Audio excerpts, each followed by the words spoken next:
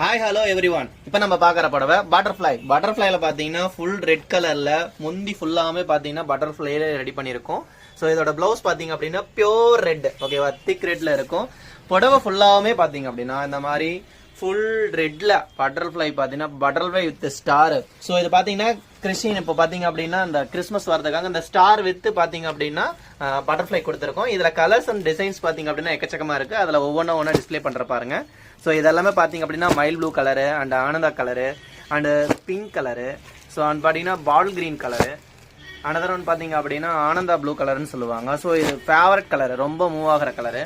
Another one பார்த்தீங்க அப்படின்னா Rexona colour.